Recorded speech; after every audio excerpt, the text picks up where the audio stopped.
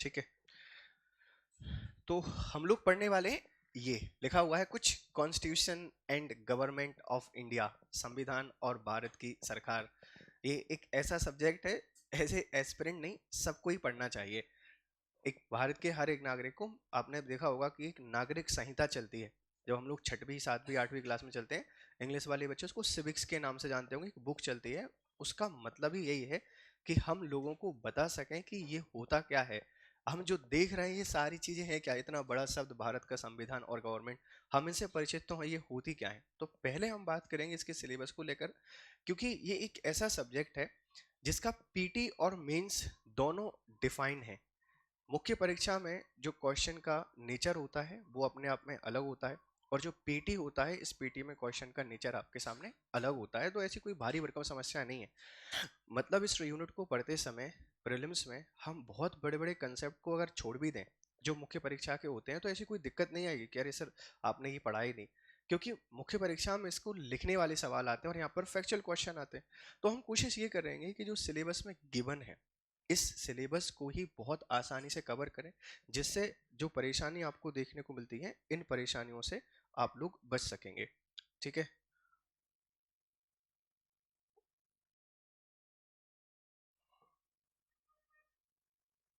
चलिए। तो देखो, प्रीलिम्स में बहुत सिंपल सा डिफाइन है कि भारत शासन अधिनियम 1919 और 1935। अब ये मतलब क्या है, जब हमारे संविधान के निर्माण को पढ़ते हैं तो एक टॉपिक पढ़ा जाता है हिस्टोरिकल बैकग्राउंड। आप लोगों ने पढ़ा होगा अक्सर, अगर सिलेबस को देखेंगे पहले तो यही शब्द लिखा रहता था, हिस्टोरिकल बैकग्राउंड। जो संविधान के विकास का क्रम है, ये मतलब हमारा संविधान कैसे बना, कोई भी चीज एक दिन की तो नहीं हो सकती ना। जैसे आपने प्रिपरेशन करना स्टार्ट किया, ऐसा तो नहीं है कि आप डायरेक्ट प्रिपरेशन करने आ गए, पहले पढ़ाई की होगी, कुछ देखा होगा, किसी से इंस्पिरेशन आपको मिली होगी, या बस बस ऐसे ही थे, नहीं आ सकते ना। हमारा जो संविधान है, इस संविधान के विकास का एक क्रम है। पहले ये सारे एक्ट आते थे, लेकिन सबसे पहले राजस्थान सरकार ने क्या किया, इसको चेंज कर दिया, और इसमें दो चीजें दी आपके पास, गवर्नमेंट ऑफ इंडिया 1919 और गवर्नमेंट ऑफ इंडिया 1935। देखिए इनकी अपनी इंपॉर्टेंस है। ये जो एक्ट है 1919 का, गवर्नमेंट ऑफ इंडिया एक्ट, इसने भारत की शासन व्यवस्था में बहुत सारी मेजर चेंजेस किए। जैसे आपने एक पब्लिक अकाउंट कमेटी के बारे में पढ़ा होगा, पीएसी। पीएसी क्या करती है, पीएसी पूरी, एक देखा जाए तो भारत पे जो शासन व्यवस्था है या जो सरकार है, इस पे इनडायरेक्टली कंट्रोल वही करती है, क्योंकि ऑडिट कौन कर रहा है, ऑडिट करता है सीएजी, और सीएजी की रिपोर्ट को कौन चेक करता है, पीएसी चेक करता है। तो पब्लिक अकाउंटिंग कमेटी 1924 किसके कारण आई, गवर्नमेंट ऑफ इंडिया 1919 के कारण आती है। हम लोग देखते हैं कि जो शासन स्टेट्स हैं, जो राज्य हैं, इन राज्यों में द्वैध शासन, जिसको आप लोग डार्ची सिस्टम कहते हैं, आप इसको डुअल गवर्नमेंट सिस्टम कह सकते हैं, ये भी यहीं से आपको देखने को मिलेगा। तो हमें इन दोनों को ही पढ़ना है या इसके आगे की कहानी भी पढ़नी है। हम कोशिश ये करेंगे कि इन दोनों पर 1919 का जो एक्ट है और 1935 का एक्ट है, इस पे विशेष फोकस रहे, जबकि पढ़ेंगे हम सारे 1773 से, even British east India company की शुरुआत जहां से होती है, पढ़ना पड़ेगा कैसे बनी, कौन आए, क्योंकि इन्होंने ये लिखा हुआ है। इसका सिंपल सा मतलब डेवलपमेंट ऑफ इंडियन कॉन्स्टिट्यूशन ही होता है। अब उन्होंने आपसे पूछ लिया कि भाई रेगुलेटिंग एक्ट क्या है, या 1858 का जो एक्ट आया था उसमें क्या प्रोविजन थे, या कंपनी को किस एक्ट से समाप्त किया गया था, तो ऐसा नहीं है कि वो नहीं आएगा। इसका कहने का मतलब सिर्फ ये है कि इस पे फोकस करना है। और 1935 का एक्ट तो बेटा इंपॉर्टेंट होता ही है, क्योंकि हमारे भारत के संविधान का 60% जो पोर्शन है, 60% जो भाग है, वो इसी से लेकर आए हैं। हमसे पूछ लेते हैं कि भाई बता दीजिए कि सबसे ज़्यादा प्रभाव किसका है भारत के संविधान से। काफ़ी सारे विदेशी सोर्स हैं, बहुत सारी जगह हैं जिससे हमने संविधान को बनाया है। अमेरिका के संविधान से हम लोग सिटीजनशिप लेकर आए, लाए क्या वहाँ से सिटीजनशिप, नहीं लाए, क्योंकि वहां पर कैसी है, डुअल सिटीजनशिप है। ब्रिटिश में कैसी है, सिंगल सिटीजनशिप लेकर है। सुपरमेसी ऑफ जुडिशरी, न्यायपालिका की सर्वोच्चता, कहां पर सर्वोच्च न्यायपालिका, यूएसए में सर्वोच्च है। सुपरमेसी ऑफ जुडिशरी यूएसए में है, तो हम लोग वहां से लेके आ गए। सिंगल सिटीजनशिप की बात करें, या पार्लियामेंट्री फॉर्म ऑफ गवर्नमेंट, क्या अमेरिका में देखने को मिलता है क्या, नहीं है, क्योंकि वहां पर प्रेसिडेंशियल रूल है, राष्ट्रपति शासन प्रणाली है। तो हमने सारी चीजें बहुत अलग अलग जगह से ली। जैसे डीपीएसपी है, डीपीएसपी कहीं भी नहीं थे, आयरलैंड के अलावा किसी दूसरे संविधान में नहीं थे, आयरलैंड से लेके आ गए। तो ये जो प्रोविजन है बहुत सारे देशों से लिए गए हैं, लेकिन जो गवर्नमेंट ऑफ इंडिया एक्ट 1935 इसने बहुत मेजर चेंजेस किया, आप इसको ध्यान रखिएगा। और सिर्फ केंद्र में जो डुअल गवर्नमेंट आप इसको कहते हैं या डार्ची सिस्टम आप इसको कहते हैं, ये किसने रखा? केंद्र में द्वैध शासन को रखा या केंद्र में डुअल गवर्नमेंट सिस्टम को रखा? ये 1935 के एक्ट में आपको क्लियर होता है। देखो दो चीजें हैं, एक दोहरी शासन व्यवस्था है और एक दोहरी सरकारी प्रणाली है। एक डार्ची सिस्टम है, एक डुअल गवर्नमेंट है। दोनों चीजों में माइनर सा डिफरेंस आपके अंदर होता है, हम उसको देख लेंगे, ठीक है। तो ये दो एक्ट तो पढ़ने ही पढ़ने हैं, पर इसके साथ में जैसे आपने देखा होगा एक एक्ट आया है 1773 1773 का रेगुलेटिंग एक्ट। क्यों इंपॉर्टेंट है ये, क्यों है रेगुलेटिंग एक्ट? क्योंकि भाई फर्स्ट टाइम अगर ब्रिटिश गवर्नमेंट को या ब्रिटिश सरकार ने कंपनी को पहली बार अगर रूल किया, पहली बार अगर उन्होंने ऑर्गेनाइज किया या कानून बनाए, वो इसी एक्ट के अंतर्गत बताए 1773 के एक्ट में। फिर हम लोग देखते हैं 1813 का एक्ट, जहां पर ट्रेड मोनोपोली को खत्म करेंगे। फिर 1833 को देखेंगे, जहां पर ट्रेड को लेकर और सोफिस्टिक हो जाएंगे। 1858 की ट्रेड खत्म ही कर दिया, कंपनी को शासन ही करना है सिर्फ। और फिर आगे जाके देखेंगे 1874 के आसपास कंपनी ही खत्म कर दी, जो कंपनी 1600 एडी में आई थी उसको ही समाप्त कर दिया। तो हिस्टोरिकल बैकग्राउंड का अपनी एक इंपॉर्टेंस है, बट इन्होंने बोला हुआ है कि आप मेजर फोकस इसी पे करिए। और ये राजस्थान सरकार का आप जब देखेंगे प्रीलिम्स का पेपर, तो उसमें भी सिर्फ यही दो एक्ट दिए गए हैं। तो याद रखिएगा कि पढ़ना सारा है, फोकस इन दोनों पे करिए, इन दोनों के सारे प्रोविजन, पाँच या छः इंपॉर्टेंट इसके हैं, 8 से 10 इंपॉर्टेंट प्रोविजन इसके हैं, ये बस आपको याद होने चाहिए। बाकी 1773 या फिर 1793, 1813, 1833, 1853, 1858, इनको हमको सिर्फ एक एक दो दो प्रोविजन कि कहाँ पर कंपनी को व्यापार के अधिकार दिए, कब चाय का व्यापार कर रहे हैं, ये सारी चीजें हमको याद रखनी है। बट फोकस किस पे करेंगे? इस पे। फिर लिखा है उन्होंने, देखो संविधान सभा। अब जब संविधान सभा को हम लोग पढ़ते हैं, कॉन्स्टिट्यूट असेंबली, एग्जामिनर या जिसने भी आपका पेपर बनाया है, ये बहुत चालू है, इन्होंने सिर्फ एक शब्द यहाँ पर लिखा हुआ है, और वो क्या लिखा हुआ है? संविधान सभा। संविधान सभा का मतलब तो सिर्फ इतना सा होता है कि आप सिर्फ ये याद रख लो कि संविधान सभा क्या है। वह सभा जिसने हमारे कॉन्स्टिट्यूशन को फॉर्म किया या भारत के संविधान का निर्माण जिसके द्वारा किया गया, वही संविधान सभा है। लेकिन जब आप संविधान सभा को पढ़ोगे तो इसके सारे जो पिलर हैं आपको पढ़ने पड़ेंगे। ये कैसे बनी, किसने इसको बनाया? संविधान सभा का गठन कैबिनेट मिशन, एक स्कीम आपने देखी होगी, which is your cabinet mission. इस कैबिनेट मिशन 1946 के द्वारा इसका गठन किया गया था। तो एक क्वेश्चन पूछा जाता है कि भारत का संविधान किसने बनाया? किसी व्यक्ति ने बनाया, संसद ने बनाया, कैबिनेट मिशन ने बनाया, ब्रिटिशर्स ने बनाया? नहीं, एक सभा ने बनाया, संविधान सभा ने, ठीक है। और जब हम लोग देखते हैं कि फ्रांसीसी क्रांति को आप लोग देखेंगे, फ्रांस में क्रांति हुई जो राजतंत्र था उसके अगेंस्ट, और फिर वहां पर जब संविधान की प्रक्रिया है या संविधान को बनाने के लिए तरीका अपनाया गया, या हम लोग बात करते हैं स्पेन में जो संविधान बनाने का तरीका अपनाया गया, वही आगे जाके इंडिया ने उसको एक्सेप्ट कर लिया। तो जब हम लोग संविधान सभा को पढ़ रहे होंगे तो सिर्फ इतना सा नहीं पढ़ना होगा कि भाई इसका गठन 1946 में किया गया था, इसमें 389 मेंबर थे, और इसने 26 ऑफ नवंबर 1949 को भारत के संविधान को बना दिया। सिर्फ ये पढ़ने से काम नहीं चलेगा, हमको हर एक पहलू को देखना पड़ेगा, कैसे बनी, इसने काम क्या किया, मतलब मेकिंग ऑफ इंडियन कॉन्स्टिट्यूशन। मतलब अब जो संविधान का निर्माण है, इसकी डिमांड कहाँ से शुरू हुई? आप भी जानते हैं कि दो लोगों ने डिमांड की। एक तो इंडियन करते थे, बाल गंगाधर तिलक, सब परिचित है उनसे। बाल गंगाधर तिलक ने 1895 में एक बिल लेकर आए थे, स्वराज विधेयक, आप सब लोग जानते हैं, स्वराज बिल सबको याद है।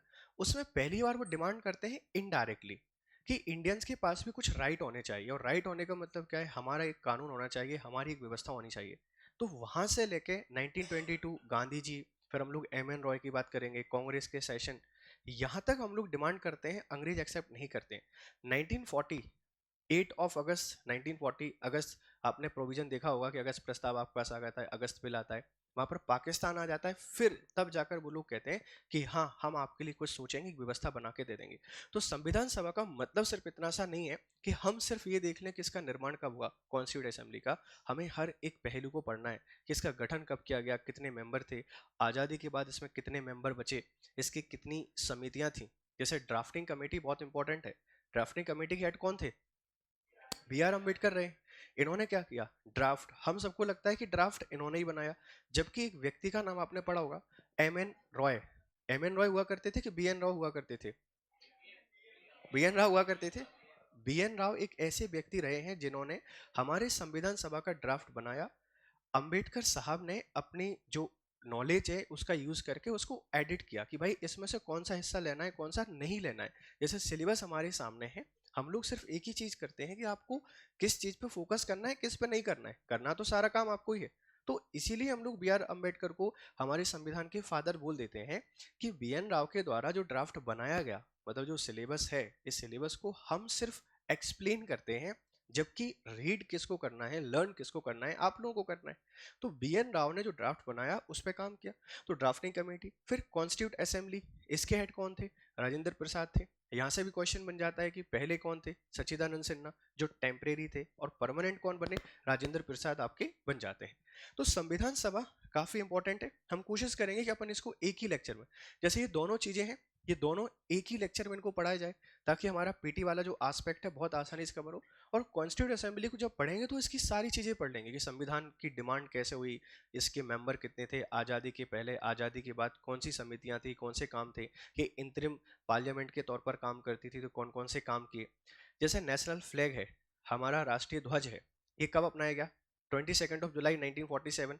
किसने एक्सेप्ट किया? संसद तो थी नहीं, पार्लियामेंट थी नहीं, यही करेगी। नेशनल सॉन्ग है, नेशनल एंथम है, ये सही यही एक्सेप्ट करते हैं। इवन भारत के जो फर्स्ट प्रेसिडेंट रहे हैं राजेंद्र प्रसाद, 24 जैन 1950 को उन्होंने क्या लिया था? शपथ ले ली थी अपनी रिपब्लिक होने से पहले। तो ये सारे काम कहां पर हुए? इसी संविधान सभा में आपको देखने को मिल जाते हैं।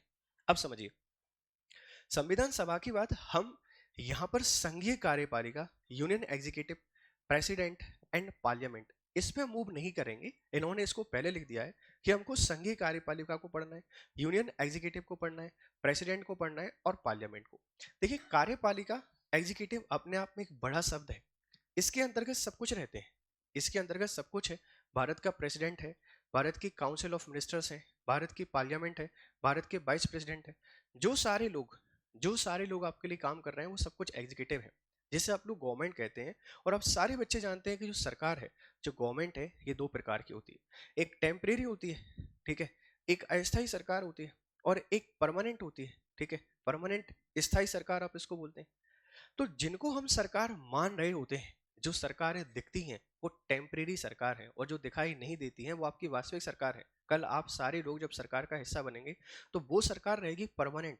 मतलब जो ऑफिशियल्स होते हैं, जो अधिकारी होते हैं, ये स्थायी सरकार होती है, परमानेंट गवर्नमेंट होता है। और जो लीडर चुनकर आते हैं ये टेम्परेरी सरकार होते हैं। क्योंकि ये हमेशा रूल करते हैं क्या? नहीं कर सकते ना। क्या मोदी जी पूरे टाइम तक रूल कर सकते हैं? नहीं कर सकते। जब तक हम वोट देंगे तब तक करेंगे। लेकिन जो ऑफिशियल एक बार अपॉइंट हो गए, अगर भ्रष्टाचार नहीं करते हैं, अगर गलत काम नहीं करते हैं, तो हमेशा रहेंगे।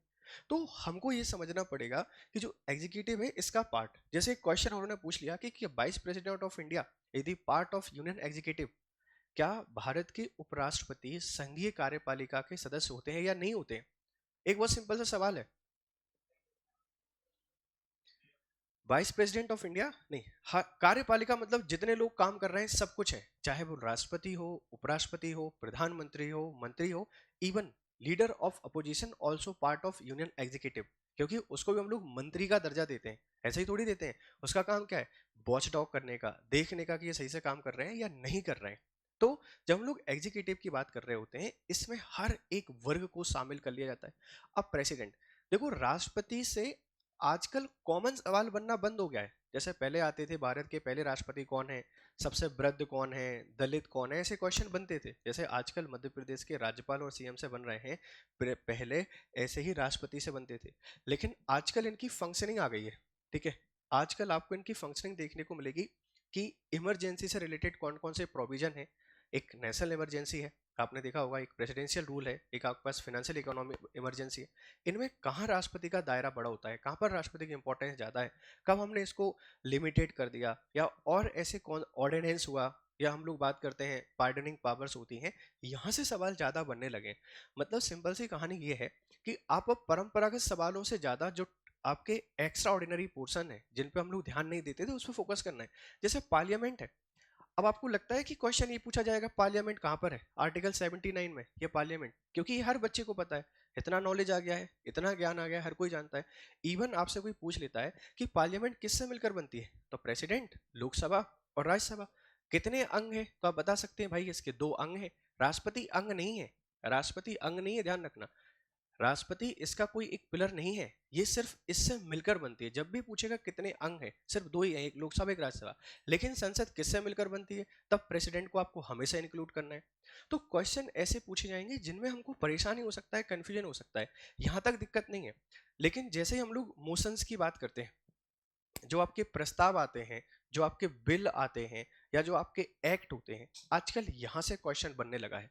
इसमें संविधान संशोधन इंपॉर्टेंट है। इसमें टॉपिक भी दिया होगा इन्होंने कहीं कि संविधान संशोधन ही लिखा हुआ है, ये संवैधानिक संशोधन। तो हम पार्लियामेंट की वो वाली फंक्शनिंग देखने, परंपरागत तो पढ़ेंगे लेकिन ब्रीफली पढ़ के निकल जाएंगे भाई। 79 में संसद है, इसमें इतने सदस्य होते हैं, लोकसभा है, राज्यसभा, ये आरक्षण है, सारी चीजें। बट फोकस करना है, जैसे आपने बिल से रिलेटेड प्रोविजन देखे होंगे। लोकसभा अस्तित्व में है और हमने किसी बिल को पास कर दिया, लोकसभा आपके पास डिसॉल्व हो गई, अब बिल की क्या कहानी होगी। राज्यसभा ने किसी बिल को पास किया, राज्यसभा आपके पास भंग हो गई, तो वो बिल बना रहेगा या नहीं बना रहेगा। किसी बिल को कौन कितने समय तक होल्ड कर सकता है, किसी बिल को पास करने की पावर किसके पास क्या है, यहाँ से क्वेश्चन बनने की आपकी पॉसिबिलिटीज है। जैसे एक मनी बिल है, एक फिनांस बिल है। ये मनी बिल, फिनांस बिल, ठीक है, एक आपके पास होता है गवर्नमेंट बिल आपको देखने को मिलेंगे, एक आपको नॉन गवर्नमेंट देखने को मिलेंगे, एक आपको प्राइवेट बिल देखने को मिलेंगे। इनमें बेसिक डिफरेंस होता क्या है, जीरो आवर आपने पढ़ा होगा, क्वेश्चन सेशन आपने पढ़ा होगा। ये जो टर्म्स हैं, ये टर्म्स ही आजकल क्वेश्चन बनने लगे हैं, क्योंकि एग्जामिनर को बहुत अच्छे से पता है कि बच्चों के पास कितना नॉलेज का लेवल हो गया है। जैसे आप अपने दोस्तों को, अपने भाई बहनों को, अपने पड़ोसियों को, रिश्तेदारों को, सबको जानते हैं कि किसकी क्या कहानी है। एग्जामिनर भी हर एक चीज को चेक करते हैं, वो लोग भी यूट्यूब पर एक्टिव हैं, उनको ही पता है कि कितना नॉलेज दिया जा रहा है, वो लोग भी क्लासेस में एक्टिव हैं कि कितना नॉलेज दिया जा रहा है। तो हमें एक्स्ट्रा ऑर्डिनरी थोड़ा सा यहाँ पर काम करना पड़ेगा, तो चीजें आसान हो जाएंगी। तो कहानी आपकी जो स्टार्ट होगी वो हिस्टोरिकल बैकग्राउंड से स्टार्ट होगी, आप इस बात पे ध्यान रखिएगा। और हमें हर एक पहलू को पढ़ना है। देखो, ये एक ऐसा सब्जेक्ट है, अगर आप मेहनत कर लोगे तो इसमें आप पूरे के पूरे नंबर लेके आ सकते हो। जैसे सुप्रीम कोर्ट से हर बार एक रिपीटेड क्वेश्चन आ रहा है, मतलब इस बार भी आने की पॉसिबिलिटी यहाँ पर है। फिर दिया गया है नागरिकों के मौलिक अधिकार, ठीक है, फंडामेंटल राइट, एफआर, डीपीएसपी, ठीक है, डीपीएसपी। अब इन्होंने 2 चीजें यहाँ पर लिखी है, नागरिकों के मौलिक अधिकार, कर्तव्य, कर्तव्य मतलब क्या है, एफडी, और ये राज्य की नीति निर्देशक सिद्धांत मतलब डीपीएसपी।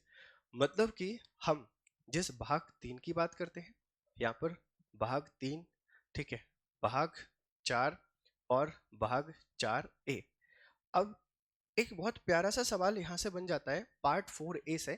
इसका एक ऑर्डर अगर गलती से पूछ लिया जाए कि हमारे पास जो एफडीज हैं, फंडामेंटल ड्यूटीज दी गई हैं, इनको अरेंज कर दीजिए, 3-4 ड्यूटी उसने आपको दे दी। जैसे पर्यावरण संरक्षण की बात करें, ठीक है, वैज्ञानिक या साइंटिफिक टेम्परामेंट होता है, इसको डेवलप करने की बात करें, या हम लोग हमारी जो सामरिक संस्कृति है, हमारी कल्चर है, इसके प्रोटेक्शन की बात करें, 4-4 आपको यहाँ पर एफडी दे दें, तो कैसे आप उनको टेकल करोगे, ये एक दिक्कत वाली बात हो जाएगी। तो इसीलिए फोकस करना है हर एक चीज पर। जैसे यहाँ पर एक शब्द नहीं लिखा होगा, प्रियम्बल, कहीं पे लिखा हुआ है क्या प्रियम्बल? प्रियम्बल नहीं लिखा गया है, तो क्या प्रियम्बल से क्वेश्चन नहीं आएगा क्या, बताइए। प्रियम्बल लिखा नहीं गया है, यहाँ से क्वेश्चन नहीं आएगा क्या? क्वेश्चन आएगा, क्योंकि देखो संविधान सभा है, और संविधान सभा ने क्या बनाया, कॉन्स्टिट्यूशन, और कॉन्स्टिट्यूशन का पार्ट है प्रियम्बल। ये एक वर्डिक्ट है, एक बाद है। अगर आपने कभी देखा हो, सुप्रीम कोर्ट में लेकर बहुत सारे वर्डिक्ट दिए हैं। जब सुप्रीम कोर्ट क्या करता है, इंटरप्रिटेशन ऑफ कॉन्स्टिट्यूशन करता है, तो बहुत सारे डिसीजन दे देता है, उसमें बताया गया है कि ये पार्ट है या नहीं है। केशवानंद भारती बात बहुत फेमस है, आप सबने देखा होगा। केशवानंद एक व्यक्ति थे केरल के, 1973 में एक केस चला सुप्रीम कोर्ट में, और दिक्कत यही थी कि सरकार क्या कर सकती है, क्या नहीं कर सकती है। उसी में बोला गया कि जो आपके पास पार्लियामेंट जो प्रियम्बल है, ये पार्ट ऑफ इंडियन कॉन्स्टिट्यूशन आपको देखने को मिल जाती है, ठीक है। फिर हम लोग बात करेंगे संवैधानिक संशोधन, मेजर, और सर्वोच्च न्यायालय एवं न्यायिक व्यवस्था। आप अगर यहाँ पर कुछ चीजें देखने की कोशिश कर रहे होंगे, तो इन्होंने बहुत ज्यादा, जैसे सेंटर स्टेट रिलेशन है, इस सेंटर स्टेट रिलेशन पर बात की है क्या? नहीं की है। केंद्र राज्य संबंध प्रीलिम्स में आपको कहीं भी देखने को नहीं मिल रहा है, और पिछले 2 बार पे केंद्र राज्य संबंध से क्वेश्चन भी नहीं आया है। वो क्वेश्चन सिर्फ यहीं से आपसे पूछ रहे हैं। अगर इस जगह पर स्टेट एग्जीक्यूटिव, क्या स्टेट एग्जीक्यूटिव के बारे में चर्चा की गई है क्या? राज्य की जो कार्यपालिका है इस पर भी चर्चा नहीं की गई है। जो प्रीलिम्स का सिलेबस है जिसमें भारत का संविधान एवं शासन प्रणाली दी गई है, यहाँ पर स्टेट एग्जीक्यूटिव की बात नहीं की गई है। इवन उन्होंने यहाँ पर इमरजेंसी जैसी जो व्यवस्था है इसके बारे में भी प्रोविजन नहीं किया गया है कि भैया आप आपातकाल को भी जानकर आओ, नहीं। वो ये चाहते हैं कि आपके पास संविधान का एक ऐसा नॉलेज हो जिससे आप समझ सकें कि शासन व्यवस्था को कैसे चलाया जाता है, ना ही ये स्टेट इमरजेंसी की बात कर रहे हैं। एवन जो हमारा सबसे इंपॉर्टेंट पार्ट है लोकल सेल्फ गवर्नमेंट, ये भी इन्होंने यहाँ पर नहीं दी है, क्योंकि इसको इन्होंने कहाँ रख दिया है, जो स्टेट की पॉलिटी है, राज्य की जो राज्य व्यवस्था है उसमें इनको उन्होंने मेंशन किया हुआ है। तो ध्यान रखिएगा कि आप जब इसको पढ़ रहे हैं तो आपकी पहली प्रायोरिटी होनी चाहिए कि हम इस पहले वाले टॉपिक को कवर करें। आप इसमें सबसे पहले इसको पढ़ेंगे, डेवलपमेंट ऑफ इंडियन कॉन्स्टिट्यूशन, फिर हम लोग संविधान सभा की बात करेंगे। तीसरे नंबर पर आप ये एफ आर के बाद डीपीएसपी, उसके बाद एफडी, फिर हम लोग चलेंगे संघीय कार्यपालिका, संविधान संशोधन एंड जुडिशरी, सर्वोच्च न्यायालय एवं न्यायिक व्यवस्था। अब इसमें देखो सारी चीजें आ जाती हैं, इसमें सुप्रीम कोर्ट आ जाएगा, इसमें आपके पास हाई कोर्ट आ जाएगा, इसमें सबऑर्डिनेट कोर्ट्स आ जाएंगे, आपके फास्ट ट्रैक कोर्ट, सारे कोर्ट आपको इसी में देखने को मिलेंगे। और फिर 6B में आपको दिया गया है भारतीय अर्थव्यवस्था। ये अर्थव्यवस्था के टॉपिक्स हैं, हमें पहले इस पे डील करना है और इसकी कहानी बड़ी सिंपल रहेगी, सॉर्टेड रहेगी। जो भी दिक्कतें आएंगी हम उनको सॉल्व करने की कोशिश करेंगे। तरीका वही है जो आप हमेशा पढ़ते आते हैं, कोशिश कीजिए इसके भी नोट्स बनाने के, ठीक है। एमपी के हर एक टॉपिक के नोट्स आपके पास नहीं गए हैं लेकिन इसके पहुंच जाएंगे, क्योंकि ये सब्जेक्ट थोड़ा सा आपको परेशान कर सकते हैं, इसकी लैंग्वेज आपको परेशान कर सकती है, तो हम कोशिश करेंगे इसके नोट्स आपको प्रोवाइड करा दें, ठीक है। हम थोड़े से क्वेश्चन देख लेते हैं, ठीक है, थोड़े से क्वेश्चन बस, फिर इस कहानी को आगे बढ़ा देंगे। क्योंकि किसी भी टॉपिक को पढ़ने से पहले उसके जो क्वेश्चंस हैं इनके बारे में आपको पता होना चाहिए। अगर क्वेश्चंस हमने पता नहीं किए हैं तो फिर किस तरीके से आप इनको पढ़ रहे हैं ये समझ में नहीं आएगा।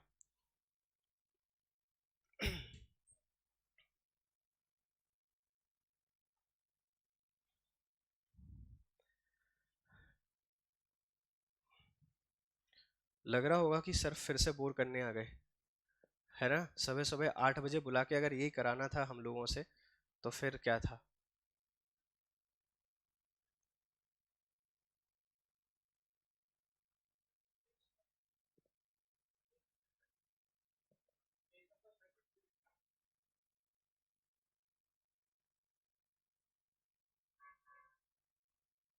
चलिए, ये भारतीय राज्य व्यवस्था के कुछ सवाल आपके सामने हैं और बढ़िया सवाल है, प्यारे प्यारे सवाल रहेंगे। अब एक आइडिया लग जाएगा कि हमको पॉलिटी को किस तरीके से पढ़ना है।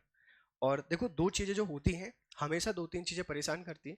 एक स्ट्रेटजी सेशन हमेशा बच्चों को परेशान करता है, एक सिलेबस हमेशा परेशान करता है, और एक PYQ कि यार इनको डिस्कस करने का मतलब ही क्या है। ये सबसे इंपॉर्टेंट है। जैसे हम लोग जब गाड़ी चलाना सीखते हैं तो गाड़ी चलाना ही इंपॉर्टेंट नहीं है, आपको साइड व्यू देखना आना चाहिए, आपको कैसे ब्रेक लगाना है पता होना चाहिए, कब लगाना है, कब स्पीड को पुश करना है, कब कम करना है, ये चीजें उसी का हिस्सा है। देखो पहला क्वेश्चन क्या दिया गया है, इन्होंने बोला हुआ है कि संविधान के किस आर्टिकल, ठीक है, आर्टिकल 51 का के उपबंधों के तहत प्रयुक्त पालन एवं आदर शब्द किससे संबंधित है। अब ये जो चीजें हैं ना आपको परेशान कर सकती हैं। The word to abide and respect use under the provision of article 51A constitution of India is concert to. हम लोग सर FD को पढ़कर जाते हैं, इतना पढ़कर जाते हैं फंडामेंटल ड्यूटीज को, इसमें ये दिया गया है, इसमें ये दिया गया है, लेकिन आपने देखा होगा कि हमारे देश के जो भी संवैधानिक मूल्य हैं इनका पालन करना है, इनका सम्मान करना है, रिस्पेक्ट करनी है। आपने पढ़ा होगा, लिखा हुआ है कि संविधान का पालन करना है, भारत की एकता अखंडता का पालन करना है, सामरिक संस्कृति का पालन करना है, प्राकृतिक पर्यावरण का। आप बताओ, एकता अखंडता समरूपता का पालन हो सकता है क्या? नहीं, इसकी रक्षा हो सकती है, इसको हम लोग मेंटेन कर सकते हैं।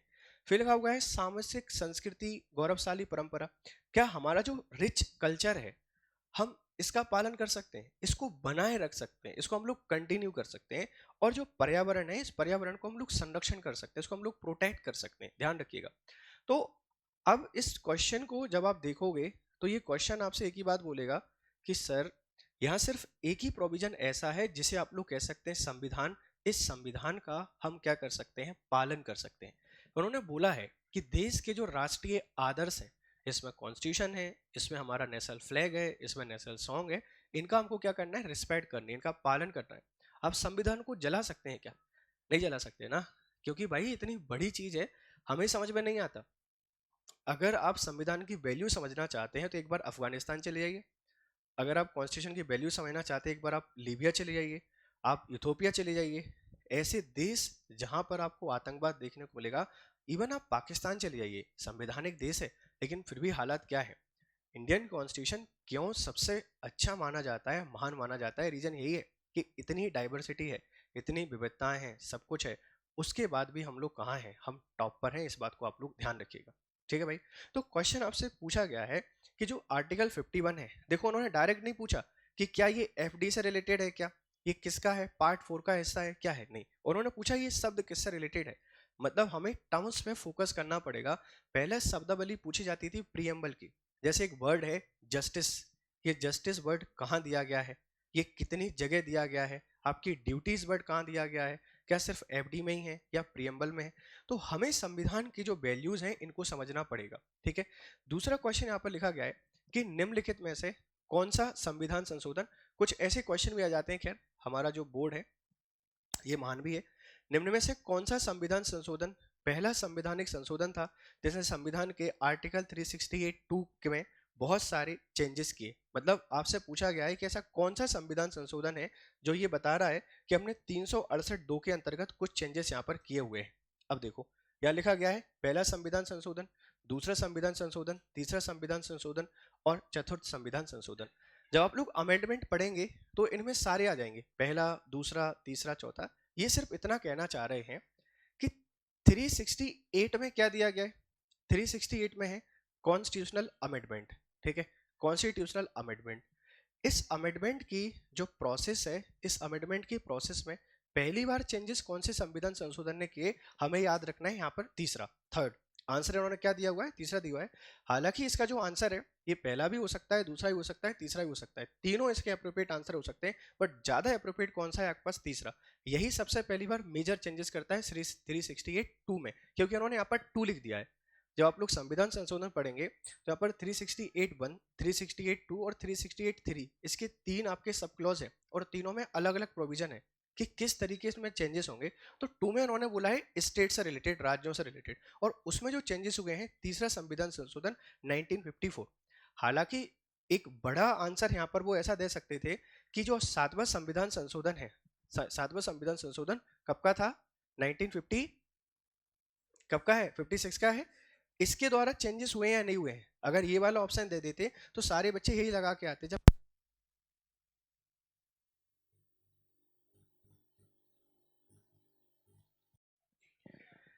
ठीक है, अब देखो यहां एक क्वेश्चन लिखा हुआ है कि केंद्र और राज्यों के बीच विवादों को तय करने के लिए भारत के सर्वोच्च न्यायालय की शक्ति किस अधिकार क्षेत्र के अंतर्गत आती है। बेटा फोकस करना, हमने बोला है कि सेंटर स्टेट नहीं दिया है, तो इसका मतलब ये मैं समझना कि सेंटर स्टेट रिलेशन का क्वेश्चन है। यहां पर बोला गया है कि सर्वोच्च न्यायालय की शक्ति किस अधिकार क्षेत्र के अंतर्गत आती है।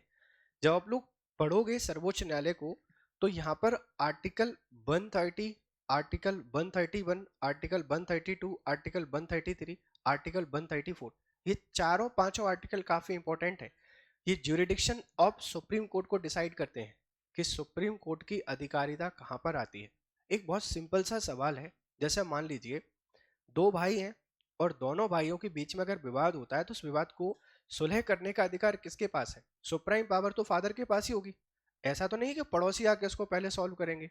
कि 2 भाइयों के बीच में जमीनी विवाद है, जमीन पिताजी की है, लड़ दोनों भाई रहे, पड़ोसी का उसमें कोई रोल है क्या, नहीं है। तो जब 2 राज्यों के बीच में विवाद होता है वो primary jurisdiction of supreme court है। सीधा सा मतलब ये है कि 2 राज्यों के बीच में अगर विवाद है तो कोई हाई कोर्ट उसको सॉल्व नहीं कर सकता, उसको सिर्फ सुप्रीम कोर्ट ही सॉल्व कर सकता है, ध्यान रखना। अब एक और कहानी है, जो प्रेसिडेंट होते हैं और वाइस प्रेसिडेंट होते हैं, इनकी इलेक्शन को लेकर जो भी डिस्प्यूट होते हैं वो भी under the jurisdiction of supreme court आते हैं। तो क्या ये इसका प्राइमरी ज्यूरिडिक्शन होगा क्या, नहीं है। सुप्रीम कोर्ट जो प्रेसिडेंट और वाइस प्रेसिडेंट के इलेक्शन से रिलेटेड डिस्प्यूट को सॉल्व करता है वो उसका प्राइमरी नहीं है। प्राइमरी, प्राथमिक में सिर्फ 3 चीजें आती हैं, 2 राज्यों के बीच विवाद हो, 2 या 2 से अधिक राज्यों के बीच में विवाद हो, एक राज्य और केंद्र के बीच में विवाद हो, मतलब जब भी हमारा जो फेडरल सिस्टम है जिसमें हमने एक जगह यूनियन को रखा हुआ है, एक जगह स्टेट को रखा हुआ है, इनके बीच में कोई भी डिस्प्यूट होता है, ये इसकी होती है प्राइमरी ज्यूरिडिक्शन, प्राथमिक क्षेत्र अधिकार। मतलब इस विवाद को सिर्फ यही सुलझा सकता है। जैसे अगर हम लोग यहाँ पर बात करें, हमने कुछ यूनिट्स को डिवाइड किए हुए हैं कि एमपी मुझे पढ़ाना है, ठीक है, जियो सर को पढ़ाना है। तो इसी तरीके की चीजें यहां पर चलती हैं किसमें, सुप्रीम कोर्ट में, कि भाई इसको यही सुनेगा, सिर्फ यही सुनने वाला है, तो प्राइमरी ज्यूरिडिक्शन। लेकिन इसका मतलब ये नहीं है कि जो भी डिसीजन हमारा सुप्रीम कोर्ट लेता है या जो भी विवाद सुप्रीम कोर्ट सुलझाते हैं वो प्राइमरी है। ये लिखा हुआ है कि प्राइमरी ज्यूरिडिक्शन मतलब सिर्फ वही सुन सकता है, और उसके अंतर्गत 3-4 क्षेत्र उन्होंने बताए हुए हैं।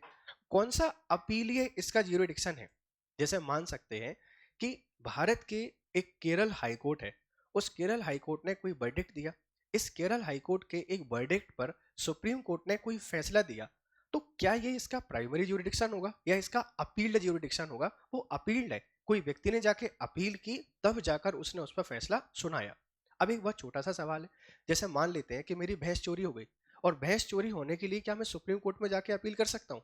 नहीं कर सकता, क्योंकि ये डिस्ट्रिक्ट कोर्ट के अंडर के सारे काम है, ये लोग आपस में निपटा सकते हैं। और हाई कोर्ट में कौन सा केस जाएगा उसकी भी कंडीशन है, हाई कोर्ट से सुप्रीम कोर्ट कौन सा केस जाएगा उसकी भी कंडीशन है, हम इन सबको भी पढ़ेंगे। तो इन्होंने आपको बता दिया है कि हम सुप्रीम कोर्ट को सिर्फ इतना सा नहीं मान सकते कि ये आर्टिकल 124 में दिया गया है और आर्टिकल 147 तक है, 124 से लेकर 147 तक है। अभी तक सुप्रीम कोर्ट से क्वेश्चन यही पूछा जाता था कि भाई सुप्रीम कोर्ट कब बना, एक यही सवाल है, 25 जनवरी को बना या 28 जनवरी को बना। सारे बच्चे इसी में कंफ्यूज हैं, क्योंकि 25 को बना इलेक्शन कमीशन, 26 को हम लोग रिपब्लिक बन गए, और 27 को हमने क्या बनाया, 27 को हमने बना दिया सुप्रीम कोर्ट। 28 नहीं है, वो 27 है, ठीक है, याद रखिएगा। तो ऐसी चीजें पहले पूछी जाती थी, लेकिन अब ये क्या पूछ रहे हैं, भाई इसका प्राइमरी ज्यूरिडिक्शन कौन सा है, ये लिखा हुआ है देखो, अपीलीय क्षेत्र अधिकार, सलाहकारी, एडवाइजरी। अच्छा, इसका जो एडवाइजरी ज्यूरिडिक्शन है ये ओनली फॉर प्रेसिडेंट होता है। जैसे 143, क्या है ये 143, ज्यूरिडिक्शन है, राष्ट्रपति क्या करता है, सलाह लेता है, किससे, सुप्रीम कोर्ट है, तो ये सलाहकारी क्षेत्र अधिकार है, ये एडवाइजरी ज्यूरिडिक्शन आपको देखने को मिलेगा। फिर लिखा हुआ है संवैधानिक क्षेत्र अधिकार, कॉन्स्टिट्यूशनल ज्यूरिडिक्शन, जो इंटरप्रिटेशन ऑफ कॉन्स्टिट्यूशन करता है, जो संविधान की व्याख्या करता है, वो सारे के सारे आपको किस में देखने को मिलेंगे, संवैधानिक क्षेत्र अधिकार में देखने को मिलेंगे। जैसे अभी अगर हम लोग बात करें मैरिज को लेकर, जो गर्ल्स की मैरिज है इसको लेकर सरकार कुछ एक्ट बनाना चाहती है कि मैं जो एज है वो 21 कर दें, इसको लिए सुप्रीम कोर्ट से उन्होंने सलाह मांगी, तो ये एडवाइजरी में नहीं आएगा, ये संवैधानिक में आएगा, ये कॉन्स्टिट्यूशनल ज्यूरिडिक्शन के अंतर्गत आएगा कि हम लोग इंटरप्रिटेशन ऑफ सुप्रीम कॉन्स्टिट्यूशन कर रहे हैं, ध्यान रखिएगा। और फिर लिखा हुआ है मूल क्षेत्र अधिकार, ओरिजिनल, देखो इसी को आप लोग मूल कहते हैं, इसी को आप लोग जानते हैं किसके नाम से, प्राइमरी, ठीक है, यही आपके पास है ओरिजिनल है, यही आपके पास मूल है, यही आपके पास प्राइमरी है, तो सारे के सारे आपके पास कौन सा होता है, यही होता है, ठीक है। तो इसमें वो विवाद आएंगे जिसमें स्टेट, दो राज्य या दो से अधिक राज्य, सेंटर स्टेट, सेंटर और दो या दो से अधिक राज्य। जैसे आपने देखा होगा कि कावेरी नदी है, कावेरी नदी को लेकर काफी राज्यों में विवाद चलता है, तो इस विवाद को सुलझाने को लेकर एक ट्रिब्यूनल का गठन करना होता है, जैसे आप लोग रिवर ट्रिब्यूनल के नाम से जानते हैं। ये क्या केरल का हाईकोर्ट आदेश दे सकता है क्या? नहीं दे सकता, कोई भी हाईकोर्ट नहीं दे सकता। जब भी दो राज्यों के बीच में विवाद होगा, भले वो किसी भी तरीके का हो, जैसे एमपी और सीजी के बीच में विवाद था करार घाटी को लेकर, तो क्या छत्तीसगढ़ हाईकोर्ट सॉल्व कर सकता था? नहीं। क्या एमपी कर सकता था? नहीं। इस पे सिर्फ सुप्रीम कोर्ट, ठीक है, इस पे सिर्फ सुप्रीम कोर्ट को पावर दी गई है, याद रखिएगा कि ये सरकार को आदेश दे, ठीक है। चलो अब आ गया, ये देखो हर एक चीज को कवर किया है। भारत शासन अधिनियम 1935 के तहत प्रस्तावित संघीय प्रणाली थी, federal system proposed under the government of India act 1935 was, ये उन्होंने पूछा था, ऑल इंडिया फेडरेशन, भारत संघ फेडरेशन ऑफ इंडिया, संयुक्त भारत यूनाइटेड इंडिया, एंड भारतीय परिसंघ इंडियन को फेडरेशन। देखो हमारे पास को फेडरेशन नहीं है, को फेडरेशन ना तो पहले था ना को फेडरेशन अभी है। फेडरेशन और को फेडरेशन में एक बहुत माइनर सा डिफरेंस होता है। को फेडरेशन काइंड ऑफ एक ट्रीटी होती है, मतलब अपने निश्चित हितों के लिए एक साथ जो लोग आते हैं वो आपके पास परिसंघ होता है। जैसे अमेरिका है, अमेरिका एक को फेडरल स्टेट है, 51 स्टेट्स है, 51 राज्य हैं, वो कभी भी अलग हो सकते हैं, उनके कॉमन इंटरेस्ट है, जैसे फॉरेन पॉलिसी है, कम्युनिकेशन है, आर्मी है, ये इनके कॉमन एजेंडा है, इन पर ये लोग एक साथ काम करते हैं। बाकी इनके कोई नहीं है, सिटीजनशिप एक नहीं है इनके पास, जुडिशियल सिस्टम एक नहीं है इनके पास, लॉज सबके अलग अलग होंगे, जैसे कैलिफोर्निया में अलग लॉज हैं, वॉशिंगटन डीसी में अलग है, न्यूयॉर्क में अलग है, हर जगह आपको अलग अलग रूल्स देखने को मिलेंगे, लॉज देखने को मिलेंगे। तो को फेडरल नहीं है, हम पहले भी नहीं थे अभी। संयुक्त भारत, यूनाइटेड इंडिया का प्लान नहीं था, क्योंकि हमारे पास संयुक्त प्रांत ही हुआ करता था, यूनाइटेड प्रोविंस यूपी पहले क्या था, संयुक्त प्रांत हुआ करता था, ये वाला प्रॉब्लम नहीं था। दो शब्द हैं, देखो जब आप लोग हिंदी वाली किताबें लिखेंगे तो उसमें लिखा रहता है अखिल भारतीय संघ, अखिल भारतीय संघ, और जब आप ओरिजिनल कॉपी पढ़ेंगे 1935 गवर्नमेंट ऑफ इंडिया एक्ट की, तो उसमें लिखा हुआ है फेडरेशन ऑफ इंडिया, उसमें लिखा हुआ है फेडरेशन ऑफ इंडिया।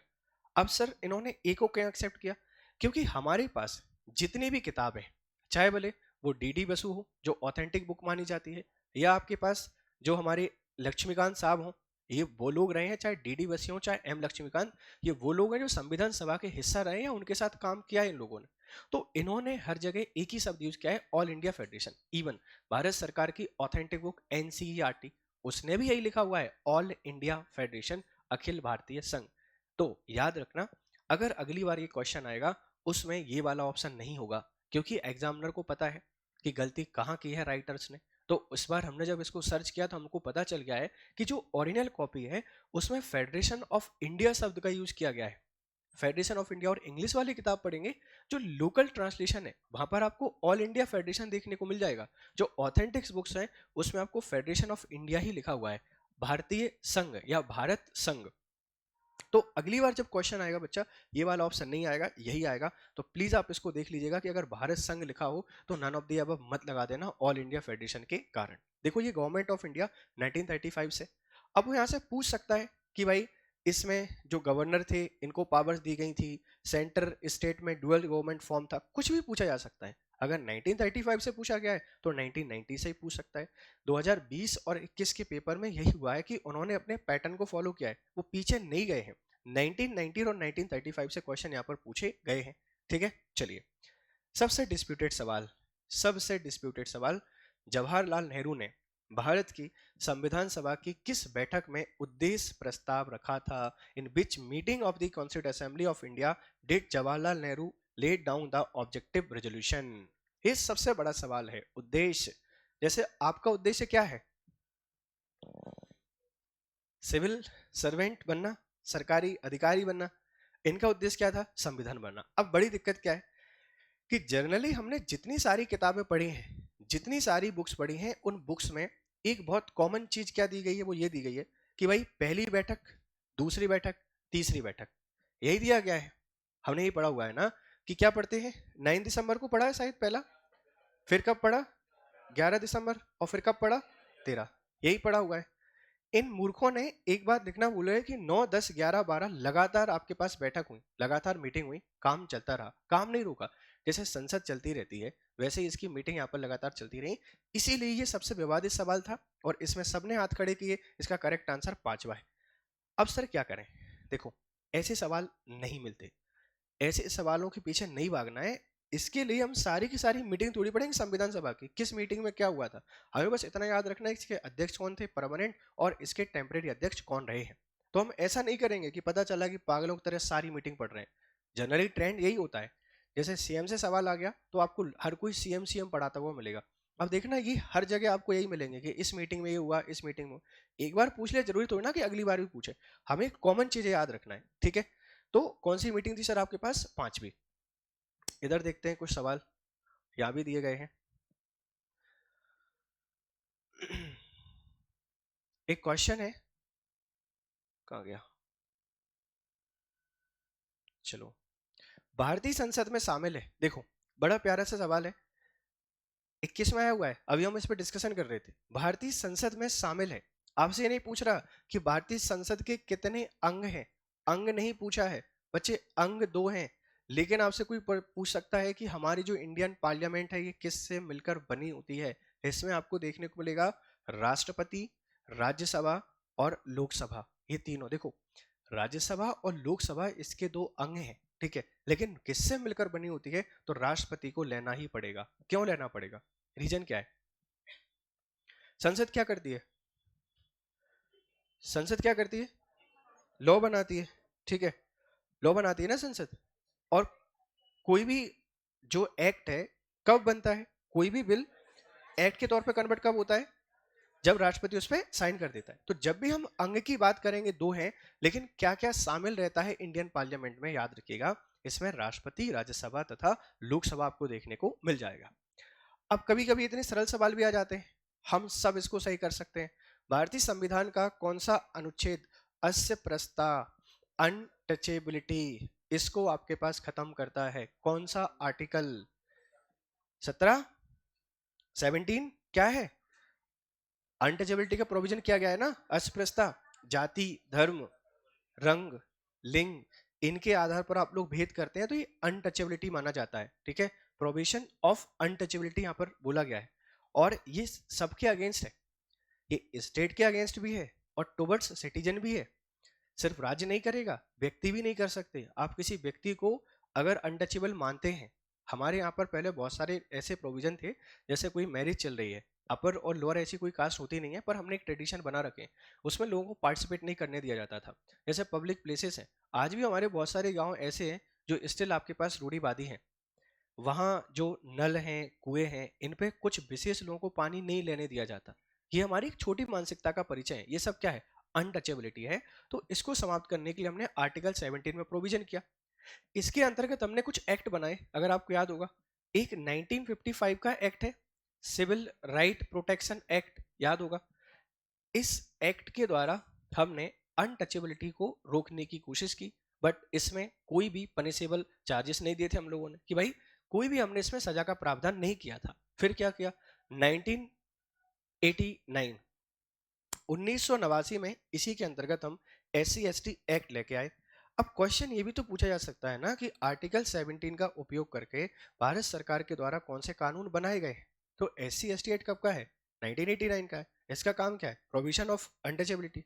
जो अनटचेबिलिटी है, अस्पृश्यता है, उसको रोकना है। कुछ विशेष वर्ग के लोगों को, जो परेशान किया जाता है, उनको रोकने के लिए प्रावधान किया गया। अब जैसे आपसे कोई पूछ सकता है कि भारत के संविधान का जो आर्टिकल 14 है, आर्टिकल 14 है, ये 14 किस चीज के लिए है? ये क्या आपको प्रोवाइड कराता है? विधि के समक्ष समानता। मतलब हमारे संविधान में एक ही ऐसी जगह है, आर्टिकल 14, जो आपसे बोलता है कि विधि है और ये सबके लिए है।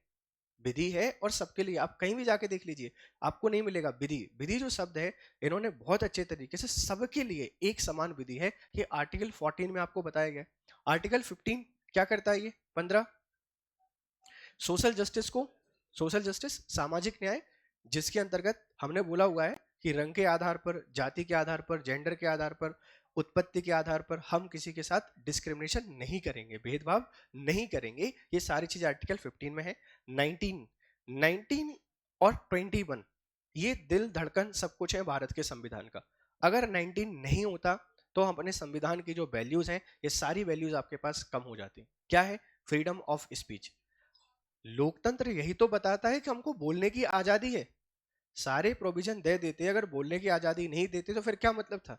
तो आर्टिकल 19 में फ्रीडम ऑफ स्पीच आपको दिया गया है। मतलब सिंपल सी कहानी ये है कि हमें कुछ इंपॉर्टेंट आर्टिकल पढ़ना पड़ेगा। देखो, इन्होंने बोला हुआ है संविधान संशोधन, लेकिन इन्होंने आर्टिकल नहीं लिखा है। तो सर ये आर्टिकल कैसे आ गया?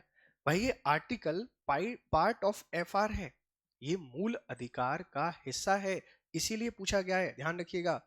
अब अगला क्वेश्चन देखो, फिर ये संविधान से आ गया, संविधान मेकिंग से, मेकिंग ऑफ कॉन्स्टिट्यूशन, कि अंतरिम सरकार में रियासतों का विभाग। ये क्वेश्चन डिस्प्यूटेड है, ध्यान रखना इस बात को लेकर। एक विवादित प्रश्न था, हालांकि किसी ने इसको रिपोर्ट नहीं किया होगा। इन्होंने बोला है कि रियासतों का विभाग, और यहाँ पर लिखा गया है पोर्टफोलियो। हिंदी और इंग्लिश में कहीं ना कहीं थोड़ा सा अंतर आपको देखने को मिल रहा है। जो पोर्टफोलियो है, ये वर्ड यूज किया जाता है मिनिस्ट्री को लेकर, ठीक है। ये वर्ड यूज किया जाता है किसके लिए? मिनिस्ट्री को। और विभाग क्या कहता है? डिपार्टमेंट। विभाग क्या कहता है? डिपार्टमेंट। तो हिंदी और इंग्लिश में ये डिस्प्यूटेड क्वेश्चन था, हालांकि इसको डिलीट नहीं किया गया। देखो, जो डिपार्टमेंट था, जो विभाग था, वो सचिव के अंडर रहता है, अंडर दी आपके सेक्रेटरी रहता है। और ये डिपार्टमेंट जो था, इसको देख रहे थे बीपी मेनन, ये देख रहे थे। इस डिपार्टमेंट के जो सेक्रेटरी थे बीपी मेनन थे। अगर आप हिंदी को सही मानते हैं तो आंसर बीपी मेनन होना चाहिए।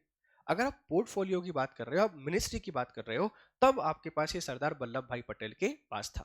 प्रिंसली स्टेट्स को हमें जो रीऑर्गेनाइज करना था, ये किसके अंडर में था? सरदार वल्लभ भाई पटेल। ये तो मिनिस्ट्री थी ना, ये तो मंत्रालय था। लेकिन जो सचिव था, जो सरकारी अधिकारी थे, वो बीपी मेनन थे। तो कुछ बच्चे जिन्होंने ठीक ठाक यूपीएससी की तैयारी की होगी, वो सारे के सारे बीपी मेनन लगा के आए होंगे। कहते हैं ना कि अल्प ज्ञान अच्छा होता है कभी कभी। तो जिन्होंने सिर्फ ये पढ़ा हुआ है कि देसी रियासत है, सिर्फ सरदार वल्लभ भाई पटेल, उनको मतलब एक ही चीज से है, वो सारे के सारे क्या लगा के आए होंगे? सरदार वल्लभ भाई पटेल लगा के आए होंगे। ठीक है, चलिए फिर एक बढ़िया सा क्वेश्चन आ गया है कि निम्नलिखित राज्यों में से उनके संबंधित मुख्यमंत्री का मिलान करें जो भारत के प्रधानमंत्री बने। ठीक है, ऐसे कौन कौन से व्यक्ति हैं जो कहां से हैं और आपके पीएम बने हैं? इसका सिंपल सा तरीका ये है कि आप में से सारे बच्चे समझ सकते हैं कि जो नरेंद्र मोदी जी हैं ये कहां से हैं? ये गुजरात से हैं। अगर चरण सिंह जी की बात करें तो कहां से हैं? ये यूपी से हैं। हमें मान लो इनके बारे में नहीं पता है, किसी व्यक्ति के बारे में नहीं पता है कि मोरारजी देसाई कहां से हैं, एच डी देवगौड़ा कहां से हैं। हम कोशिश ये करेंगे कि इन दोनों को देखा जाए। जो डी वाला ऑप्शन है, इसमें देखो हर ये दोनों जगह इन्होंने एक दे दिया है। ई कहां पे आता है बेटा आपके पास? तीसरे में। आप देख लीजिए, अब बड़ी परेशानी है सर, हम तो एक साथ दे रहे हैं। अब बता दीजिए कि एच डी देवगौड़ा कहां से है? कर्नाटक से होंगे। मोरारजी देसाई मुंबई। कहां बर्थ हुआ था इनका? पुणे में हुआ था क्या?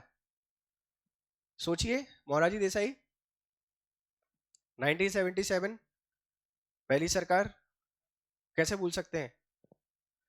फिर कैसे बोल दिया ये मुंबई से हैं? लगाओ, फोकस करो। एक और नाम है कोई सा? पीवी नरसिंहा राव, क्योंकि सर ये हमारे आंध्र प्रदेश से थे, इसीलिए हमने इनको क्या बोल दिया है? मुंबई बोल दिया है। चलिए बहुत बढ़िया। तो ऐसे आप इनको मैच कर सकते हैं। कोशिश करिए पहले एक जो आता है उसके आधार पर एलिमिनेट करें, फिर दूसरे के आधार पर एलिमिनेट करें। अगर आपको पीवी नरसिंह राव के बारे में पता है कि पीवी नरसिंह राव कहां से हैं, तो आपके सारे के सारे एलिमिनेट हो सकते हैं। मतलब पीएससी भी एलिमिनेशन पर आ गई है। देखो, एक होता है एलिमिनेशन और एक होता है ट्रिक।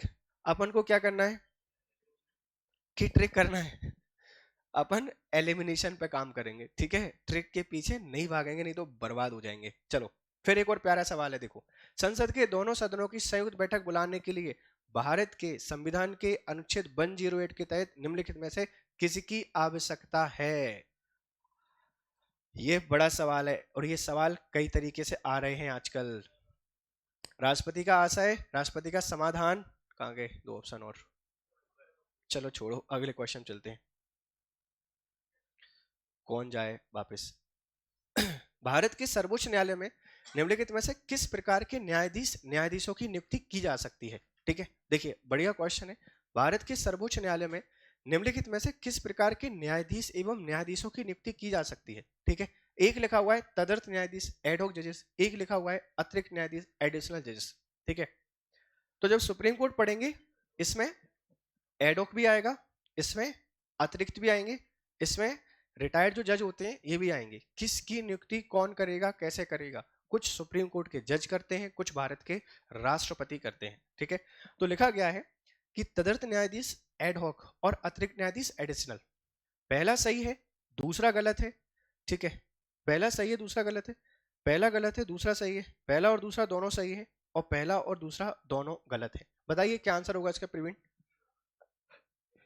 पहला सही है और दूसरा गलत है? पहला सही है, दूसरा गलत है? सही है ये वाला ऑप्शन? देखो सिंपल सी कहानी है, अतिरिक्त न्यायाधीश जैसा कुछ नहीं होता। अतिरिक्त न्यायाधीश नहीं है सुप्रीम कोर्ट के लिए। ये कहां पर है sir?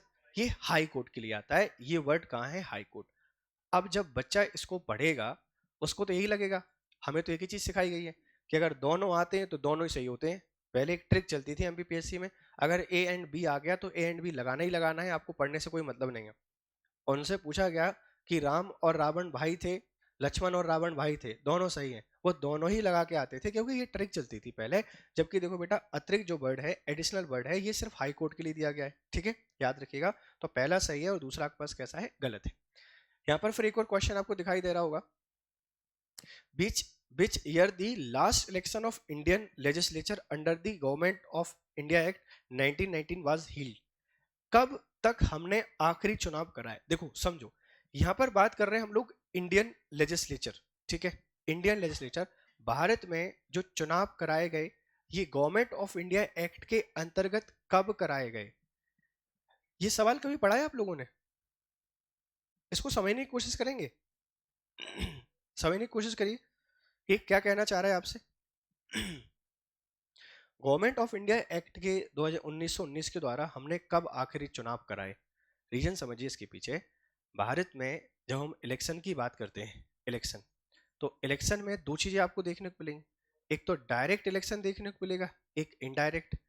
Government of India act 1919 से पहले सारे इनडायरेक्ट इलेक्शन होते थे और डायरेक्ट इलेक्शन कराने का प्रोविजन हमने कब कराया? 1919 में, 1919 के एक्ट में प्रोविजन कराया। इसके अंतर्गत आप लोग देखेंगे 1923 में जवाहरलाल नेहरू, ये लोकल जवाहरलाल नेहरू, सुभाष चंद्र बोस नगर पालिकाओं में पहुंचते हैं। तो पहली बार जो इलेक्शन हुए भारत में डायरेक्ट यहाँ से होते हैं और 1945 तक जब तक अंतरिम चुनाव कराए गए यही प्रोविजन था। फिर भारत बना, फिर हमने अपनी प्रोसीजर अपनाया कि हम लोग कैसे चुनाव कराएंगे, फिर इलेक्शन कमीशन गठन किया गया। तो 1935 के एक्ट में इलेक्शन को लेकर प्रोविजन नहीं किए गए थे क्योंकि वो तो ऑलरेडी हो चुके थे। जो प्रोविजन पहले ही हो चुका है उसको रिपीट करने की क्या जरूरत है?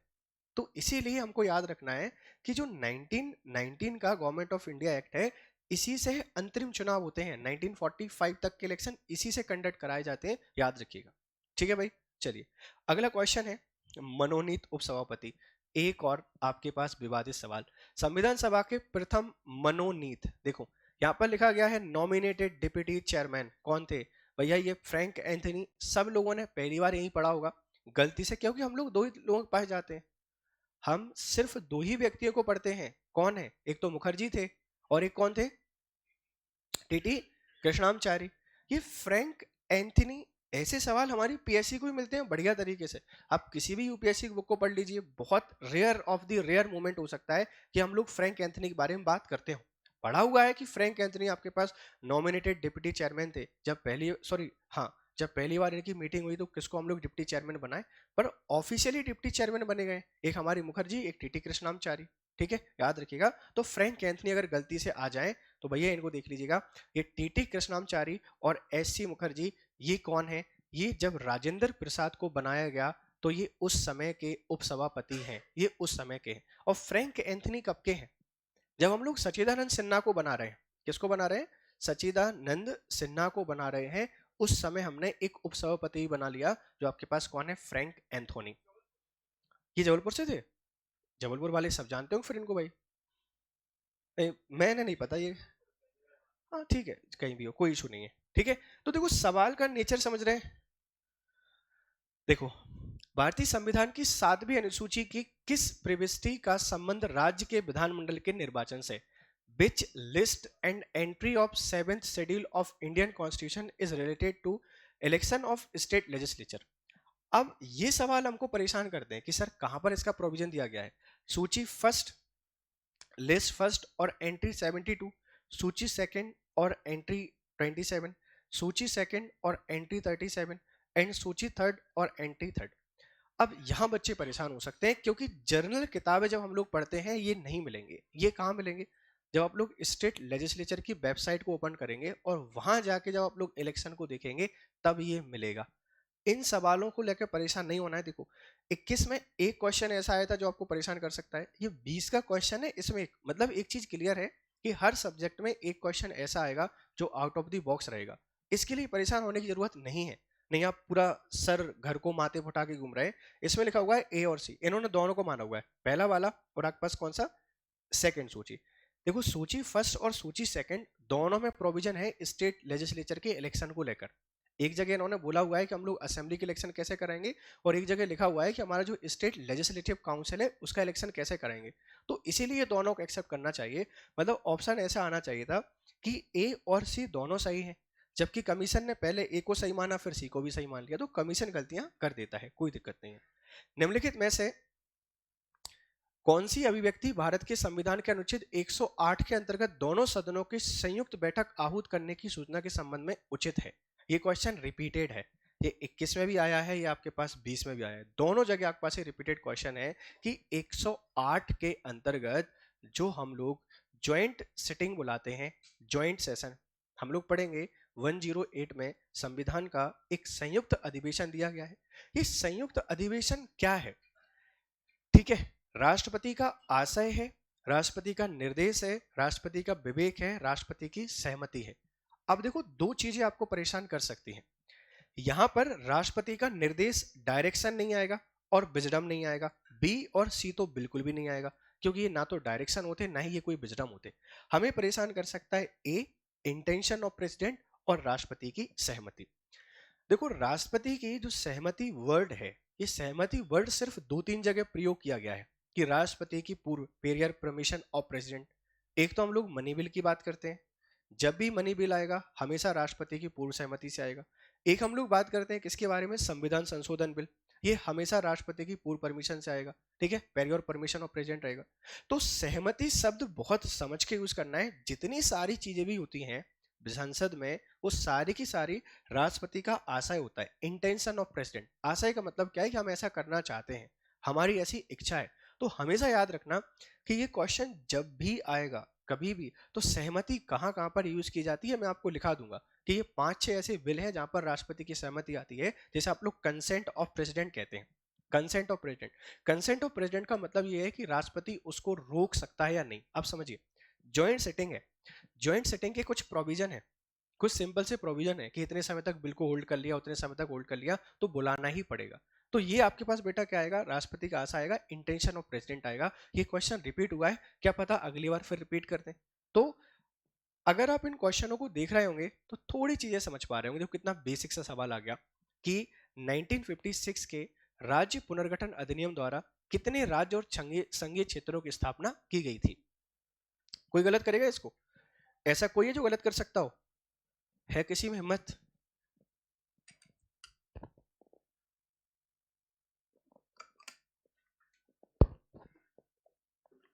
क्या था इसमें?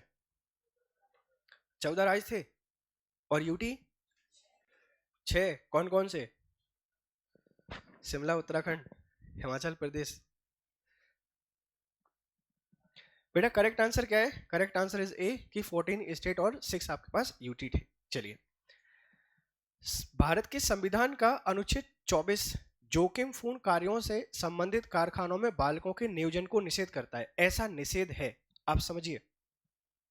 पेपर को बेटा आप पढ़ेंगे ना, ये क्वेश्चन आपको बहुत कुछ समझाता है। इन्होंने लिखा हुआ है क्लियरली कि ये क्या बोल रहा है कि भाई ये प्रोहिबिट्स करता है एम्प्लॉयमेंट ऑफ चाइल्ड। नॉलेज दे दी उसने, लेकिन अब क्वेश्चन पूछने का तरीका देखो। पूर्ण निषेध, एब्सोल्यूट प्रोहिबिशन, आंशिक निषेध, पार्शियल, युक्तियुक्त निषेध, रेशनेबल एंड नैतिक, मोरल।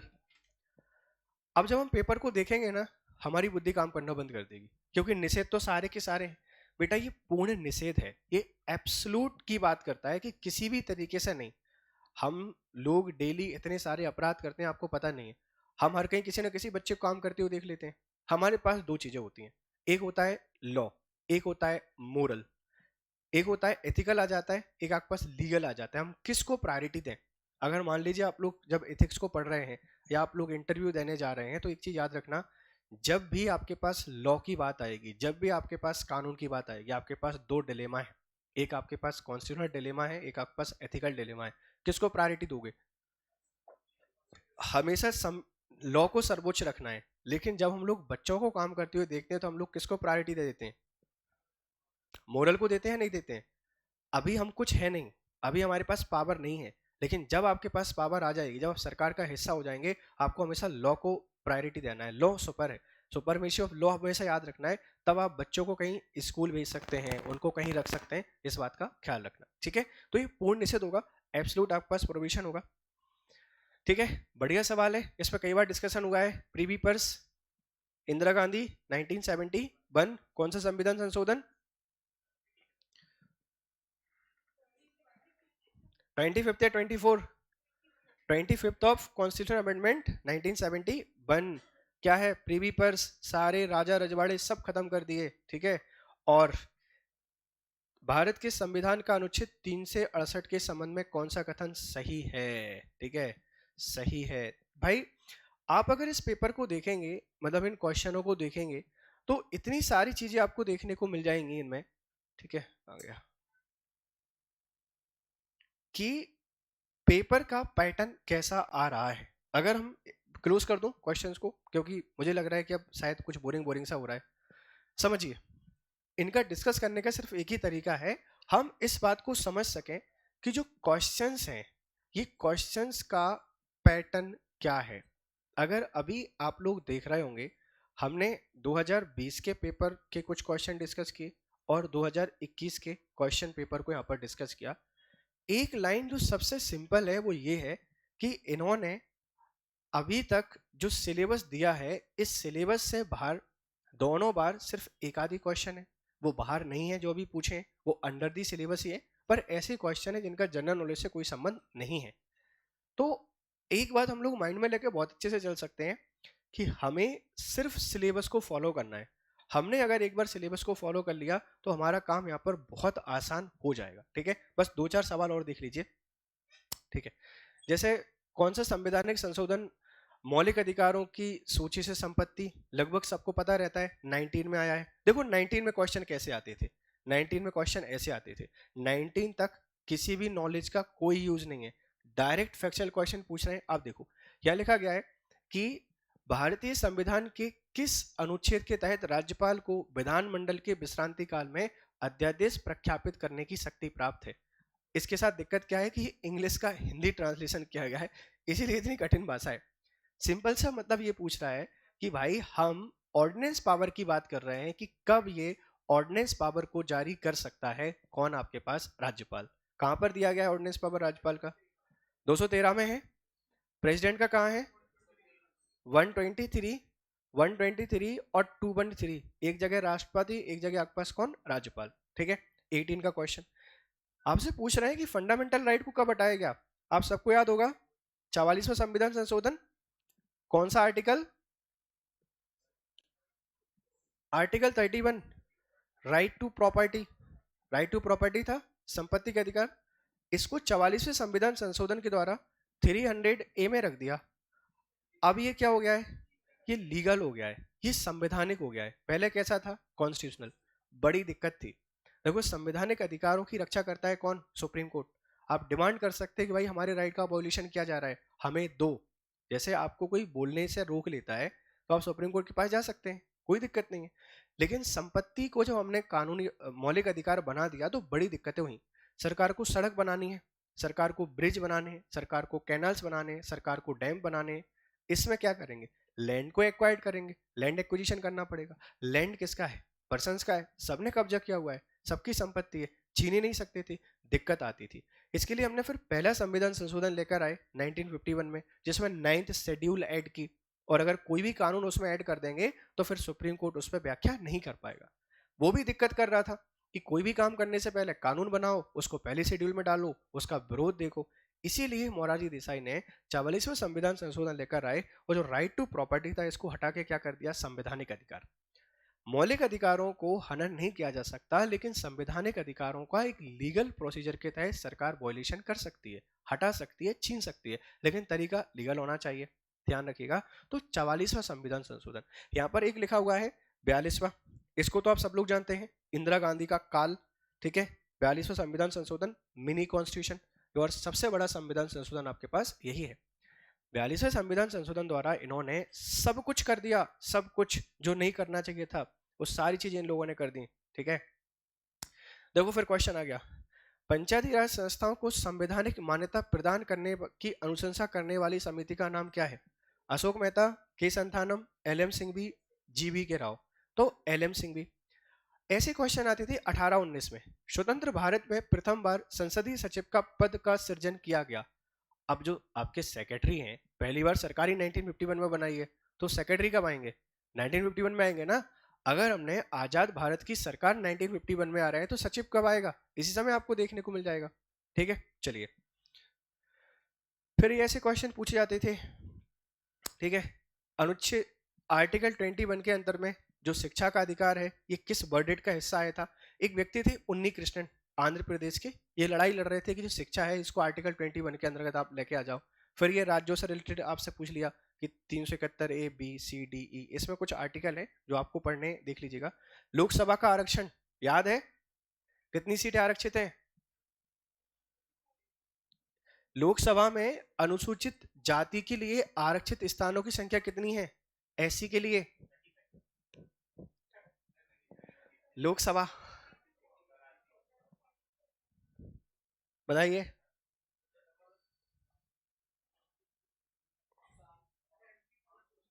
ये ये भारत की बात चल रही।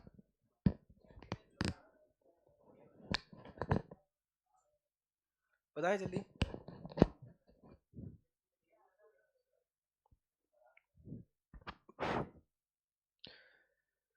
कितनी हो सकती हैं?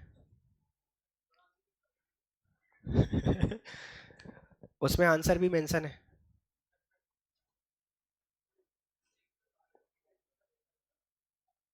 अरे आंसर मेंशन है भाई, 84।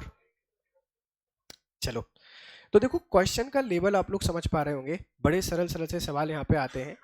ये एक क्वेश्चन आया था, उसके बाद बेचारे दबाव समूह चर्चे में आ गए थे कि भाई इनमें से एक दबाव समूह माना जा सकता है। बताएं जरा, किसको दबाव समूह मान सकते हैं? लोकसभा के सदस्य को, पंचायत के सदस्य को, मंत्रिमंडल को? नहीं, ट्रेड यूनियन को। तो ये बड़े प्यारे प्यारे से सवाल आपको देखने को मिल रहे हैं। देखिए, अब इन्होंने एक और पूछ लिया आपसे, फैक्चुअल क्वेश्चन है कि पृथक, कहाँ गया, यही देख लेते हैं। सबसे कम आयु के भारतीय राष्ट्रीय कांग्रेस अध्यक्ष बनने वाला व्यक्ति कौन है? सबसे कम, अबुल कलाम आजाद। सबसे यंग एज में बन गए थे, बहुत कम उम्र में। ठीक है, हम भारत के लोग, कहां से लिया गया है? Be the people of India, कहां से लेकर आए हैं? अरे प्रियम्बल में कहां से लेकर आए हैं? इसमें तो प्रियम्बल है, पर कहां से लेकर आए हैं? अमेरिका के संविधान से, be the citizen of USA या अमेरिका। ठीक है, ये कुछ क्वेश्चंस हैं और ये क्वेश्चंस आपको हेल्प करेंगे कि आपको देखना है कि संविधान में कैसे क्वेश्चन आते थे। ठीक है, देखिए, निम्न में से किसने द्वितीय गोलमेज सम्मेलन में भाग नहीं लिया था? कौन नहीं गए थे गोलमेज सम्मेलन में? ये थे, ये भी थे, ये भी थे, बस ये भाई साहब नहीं थे, ये यहीं पर थे। ठीक है, मूल कर्तव्यों का उल्लेख कहाँ किया गया है? मूल कर्तव्य, एफडी, क्या संविधान निर्माण के समय थे? 26 जनवरी 1950 को, 42वें संविधान संशोधन, 41वें संविधान संशोधन। ये 42वें संविधान संशोधन 1976। देखो, इंदिरा गांधी जी कितनी महान व्यक्तित्व थे, आप समझ सकते हैं। संविधान में संशोधन सिर्फ इतना सा करना था कि हमको एफडी ऐड करना है, फंडामेंटल ड्यूटीज। अब अगर जरूरत नहीं है तो डायरेक्ट तो संशोधन नहीं कर सकते। इन्होंने क्या बहाना लिया? हमें एफडी ऐड करना है। इन्होंने फिर इस तरीके से गदर मचाना स्टार्ट किया, एफआर हो, चाहे वो डीपीएसपी हो, ठीक है, सिटीजनशिप हो, प्रेसिडेंट हो, पार्लियामेंट हो, स्टेट लेजिस्लेचर हो, ऐसी कोई जगह नहीं छोड़ी जहां इन्होंने संशोधन नहीं किया हो। एक्चुअल अगर आपको डिक्टेटरशिप देखनी है इन डेमोक्रेसी, तो आप इंदिरा गांधी के रूल को देखिए, आप उसको पढ़िए, आपको समझ में आएगा कि क्या डिक्टेटरशिप का लेवल है। जैसा भी बहुत सारे लोग कहते हैं कि जो करेंटली आपके प्राइम मिनिस्टर हैं, ही इज अ डिक्टेटर, एक दूसरी पार्टी के बहुत बड़े लीडर हैं जिनसे मैं बहुत इंस्पायर हूँ, वो अक्सर कहते हैं कि ही इज अ डिक्टेटर। वो भूल जाते हैं कि डिक्टेटरशिप एक्चुअल में होती क्या है। उसको देखने के लिए उनको थोड़ा पीछे जाना पड़ेगा, इंदिरा गांधी के रूल को पढ़ना पड़ेगा। मीडिया के पास कोई राइट नहीं होते थे, जैसे आजकल हम लोग बोलते हैं ना कि ये मोदी जी की मीडिया है। उस समय मीडिया को बोलने का अधिकार ही नहीं था, किसी भी जर्नलिस्ट के पास कोई राइट नहीं होते थे। अगर आपने केजीएफ देखी हो तो केजीएफ में इस चीज को थोड़ा सा दिखाया गया है कि मीडिया बोलेगी नहीं बोलेगी ये कौन डिसाइड करेगा? ये सरकार डिसाइड करेंगे। ठीक है, तो इसीलिए इस महिला ने इतने सारे चेंजेस कर दिए, और यहीं से फिर एक कहावत बन गई कि अगर शक्ति महिलाओं के हाथों में जाएगी तो फिर उसको दुरुपयोग कर देंगे। ये मैं नहीं बोल रहा हूँ, ये पत्रकार बोल रहे थे कि आपको supreme leader of the India बना दिया, भारत का सबसे बड़ा पद आपको दे दिया, आपने काम किया तो कौन सा? वही सास बहू वाला, कि बस मेरी मर्जी चलनी चाहिए, किसी और की चलेगी नहीं। समझ रहे, आज लौकी बनेगी या भिंडी बनेगी, कौन डिसाइड करेगा? मैं डिसाइड करूंगी। तो ये एक बहुत खतरनाक चीज है, ध्यान रखना। चलिए, फिर लिखा हुआ है, एक और क्वेश्चन देख लेते हैं। भारतीय संविधान का संरक्षक किसे माना गया है? Custodian of the Indian constitution कौन है? क्यों राष्ट्रपति क्यों नहीं है? आंसर लिखा है इसलिए। आप बस एक बात बता दो कि सर्वोच्च न्यायालय क्यों है? इंटरप्रिटेशन ऑफ कॉन्स्टिट्यूशन करता है, जुडिशियल रिव्यू। आप बताओ।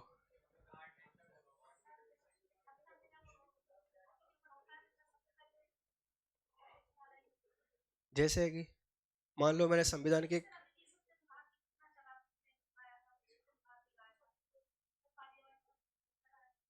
क्या चला है?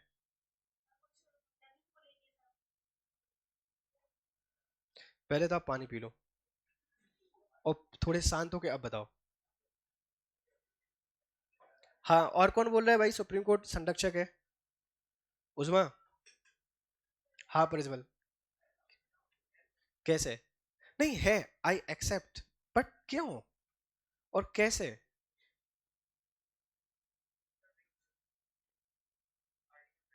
आर्टिकल 32? 32 रिट्स? वो तो फंडामेंटल राइट की बात करते हैं, प्रोटेक्शन ऑफ फंडामेंटल राइट है कि मौलिक अधिकारों का संरक्षण करेगा सुप्रीम कोर्ट।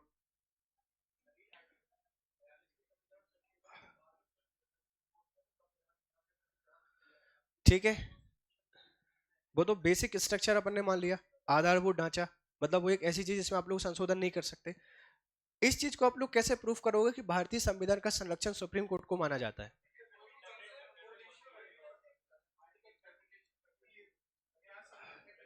न्याय संगत है या नहीं है, जुडिशियल रिव्यू करता है, इंटरप्रिटेशन करता है।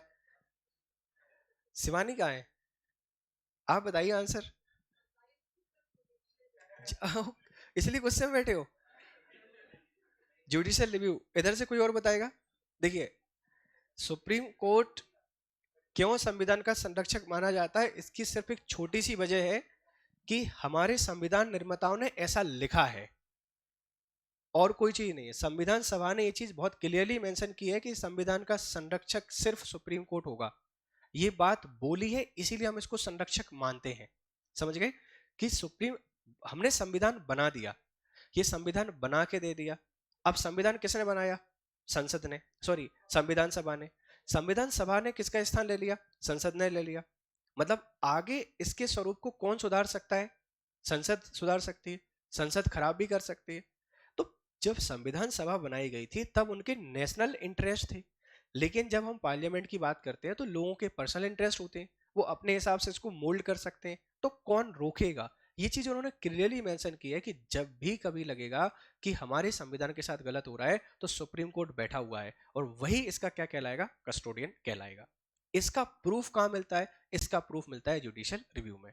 ठीक है शिवानी, कि कैसे करता है वो जुडिशियल रिव्यू है, लेकिन क्यों करता है इसका एक ही जवाब है कि संविधान सभा को ने सुप्रीम कोर्ट को पावर दी है कि आप ही इसके क्या हो? संरक्षक हो। ठीक है, इसके आप कस्टोडियन हो। चलिए आगे बढ़ते हैं। बलवंत राय मेहता समिति ने किस प्रकार की पंचायती राज व्यवस्था की अनुशंसा की थी? 3 स्तरीय, 4 स्तरीय, 5 स्तरीय, इनमें से कोई नहीं। 3 स्तरीय? कौन कौन से? त्रि द्वि क्या चल रहा है? ग्राम पंचायत और डिस्ट्रिक्ट और ब्लॉक, फेसबुक ब्लॉग और इंस्टा ब्लॉग। कौन सा वाला ब्लॉग था? 3 स्तरीय है ना भाई। चलिए ठीक है, एक बढ़िया सवाल है, इसका आंसर बताओ। दिख रहा है क्या? राज्य और केंद्र सरकार को प्राधिकार प्राप्त होता है, ठीक है, इनको राइट कहां से मिलते हैं बताएं? संविधान से, राष्ट्रपति से, प्रधानमंत्री से, संसद से? संविधान से मिलते हैं। अब एक बहुत छोटी चीज समझो, एक बहुत छोटी सी चीज, अपन इस कहानी को थोड़ा सा यहीं रोक देते हैं, क्वेश्चन वाली।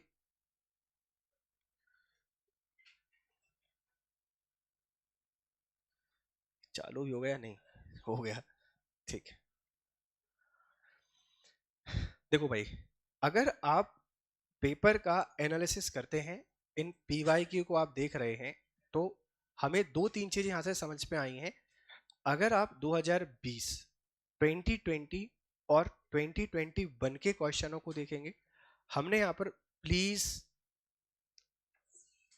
2019 और 2018, इवन 2017 के कुछ क्वेश्चन भी यहाँ पर देखे हैं। देखो, 2020 और 21 के क्वेश्चन पेपरों में एक बहुत जो कॉमन चीज है वो है आपके पास कंसेप्ट। एक वो जो बहुत कॉमन चीज है वो आपके पास क्या है? कंसेप्ट। ठीक है, और दूसरा जो कॉमन चीज है वो है आपके पास अंडरस्टैंडिंग ऑफ वर्ड्स। जो शब्द हैं, इन शब्द की सामान्य समझ आपके पास यहाँ पर होना चाहिए। जैसे परमिशन है, इंटेंशन है या विजडम है, ये तीनों शब्द आपके पास अलग अलग हैं। जैसे आर्टिकल 24 आपसे कहता है कि चाइल्ड लेबर आपके पास प्रोहिबिटेड है, वो कैसी है उन्होंने लिखा हुआ है यहाँ पर। सुप्रीम कोर्ट के द्वारा जो ज्यूरिडिक्शन दिया जाता है वो किस तरीके का है। जैसे आपने एक क्वेश्चन देखा होगा कि सुप्रीम कोर्ट है, इस सुप्रीम कोर्ट की हम ब्रांच को कहीं भी स्टेब्लिश कर सकते हैं। अब इस ब्रांच को हम लोग कहीं पे स्थापित कर सकते हैं, वो कैसे कर सकते हैं? क्या राष्ट्रपति की परमिशन से कर सकते हैं, या सुप्रीम कोर्ट के जज की परमिशन से, या संसद कर सकती है, प्रधानमंत्री कर सकता है? ऐसे सवाल की संभावना है, ऐसे सवाल आपके पास बन सकते हैं। देखिए, सुप्रीम कोर्ट की ब्रांच को कहीं भी स्टेब्लिश करने के लिए आपको दो चीजें चाहिए। एक तो सीजेआई ऑफ इंडिया हो, इसकी इच्छा हो, और जब राष्ट्रपति की परमिशन हो, राष्ट्रपति की यहाँ पर क्या हो, परमिशन हो, तो वो यहीं पे क्वेश्चन पूछ सकता है कि इंटेंशन ऑफ सुप्रीम कोर्ट या इंटेंशन ऑफ प्रेसिडेंट। हर एक शब्द में जो छुपा हुआ है मीनिंग है, आपको समझना पड़ेगा, तब जाके हम लोग क्वेश्चन को समझ पाएंगे। क्योंकि 2019, 18 और 17 में जो पैटर्न आता था, ये पैटर्न बड़ा सिंपल था। वो सिर्फ आपसे फैक्ट पूछते थे। यहाँ पर फैक्ट तो पूछे जा रहे हैं, लेकिन फैक्ट के साथ में कंसेप्ट को ज्यादा प्रायोरिटी दी गई है। आपने जितने भी सवाल देखे होंगे यहाँ पर, देखो, भले वो फंडामेंटल राइट से रिलेटेड हो, एफआर से रिलेटेड हो, कंसेप्ट है, इन्होंने कंसेप्ट को प्रायोरिटी दी है। यहाँ पर इस बात को एक्सेप्ट करना पड़ेगा। हमने सुप्रीम कोर्ट से रिलेटेड जितने भी क्वेश्चन पूछे, यहां भी इन्होंने सिर्फ आपको कंसेप्ट ही दिया, सिर्फ कंसेप्ट दिया। प्रेसिडेंट से जितने भी रिलेटेड क्वेश्चन आए, ये सारे के सारे कंसेप्ट थे। मतलब फैक्चुअल जो पीएससी का पेपर आता था, उन्होंने इसको रिप्लेस कर दिया है किस चीज से, कंसेप्ट से। और पॉलिटी आपके एक इतना कंसेप्चुअल सब्जेक्ट है, अगर आप इसको रिस्पेक्ट देना स्टार्ट करते हैं तो आपके लिए ये मजेदार हो जाता है। आप एक बहुत बेसिक अंडरस्टैंडिंग अगर क्रिएट करना चाहते हैं कि सरकार क्या है क्या नहीं है, किस तरीके से संविधान काम करता है, आप एक छोटा सा काम कर सकते हैं।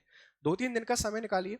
एक तो 11th क्लास की एनसीईआरटी, ठीक है, एक बार बस रट्टा मार लीजिए, एक बार पढ़ लीजिए। और एक बार 12th क्लास की एनसीईआरटी, अगर आप इनको पढ़ लेते हैं ना, तो संविधान आपके लिए हलवा हो जाता है। उन्होंने हर एक चीज को बड़ा क्लियरली एक्सप्लेन किया हुआ है। सरकार क्या है, सरकार की आवश्यकता क्यों है, और सरकार क्यों रहेगी। संविधान क्या है, संविधान क्यों है, संविधान नहीं होगा तो क्या होगा।